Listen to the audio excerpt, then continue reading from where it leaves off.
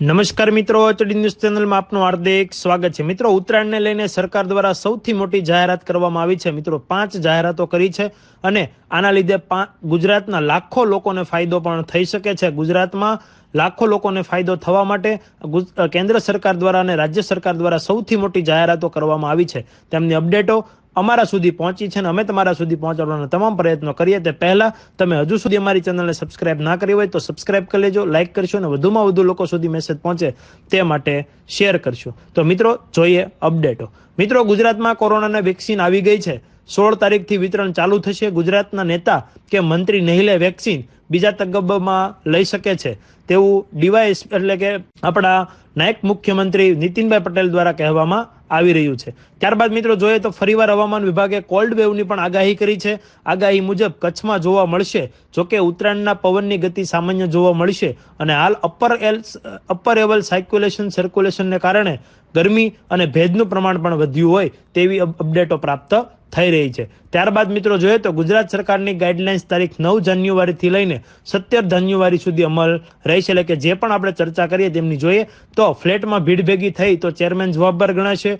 સરકારની માર્ગદર્શિકા મુજબ ધાબા, મેદાન કે રસ્તા પર ઉત્તરાયણ મનાવી શકાશે નહીં। પરિવારના સભ્યો સિવાય અન્ય કોઈ વ્યક્તિ હાજર રહી શકશે નહીં। ટેરેસ કે અન્ય સ્થળોએ મોટી સંખ્યામાં લોકો એકઠા થઈ શકશે નહીં। ફ્લેટમાં ભીડ ભેગી થશે તો ચેરમેન જવાબદાર ગણાશે।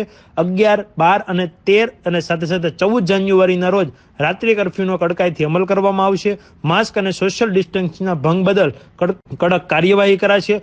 સરકાર દિવાળીમાં દાઝી એટલે ઉત્તરાયણમાં ઢીલ નહીં આપે તેવું પણ વલણ બતાવવામાં આવી રહ્યું છે। અને મિત્રો, પોલીસ તંત્ર ડ્રોન પણ ઉતારશે, એટલે કે ડ્રોન દ્વારા શૂટિંગ પણ કરશે અને જો પકડાશે તો તેમને સજા અથવા તો દંડની જોગવાઈ કરવામાં આવશે।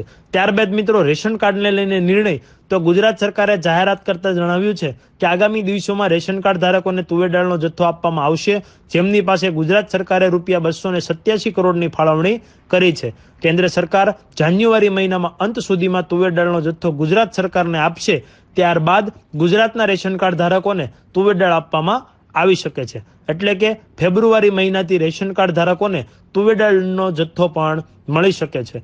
વન નેશન વન રેશનની યોજના અંતર્ગત આ જથ્થો મળે તેવી અપડેટો પ્રાપ્ત થઈ રહી છે। એટલે કે મિત્રો, હવેથી તમને તુવેર દાળનો પણ જથ્થો રેશન કાર્ડ ધારકોને પ્રાપ્ત થશે તેવી સરકાર દ્વારા જોગવાઈ કરવામાં આવી હતી। એટલે કે મિત્રો, આ છે મુખ્ય 5 અપડેટો, જેમાં કોરોનાને વેક્સિન, વરસાદનું વાતાવરણ, પવનનું વાતાવરણ, સાથે જે ઉત્તરાયણ દરમિયાન કર્ફ્યુ, રાત્રિ કર્ફ્યુ તેમજ જેટલા લોકો ભેગા થઈ શકે તેટલાની અપડેટો અને રેશન કાર્ડને લઈને અપડેટો પ્રાપ્ત થઈ રહી હતી તે તમારા સુધી પહોંચાડવાના પ્રયત્નો કર્યા। ત્યારે અમને અમારી ચેનલને સપોર્ટ કરવા માટે અમારી એચડી ન્યૂઝ ચેનલને સબસ્ક્રાઇબ કરજો, લાઇક કરશો અને વધુમાં વધુ લોકો સુધી મેસેજ પહોંચે તે માટે શેર કરશો। જય હિન્દ, જય ભારત, ભારત માતા કી જય।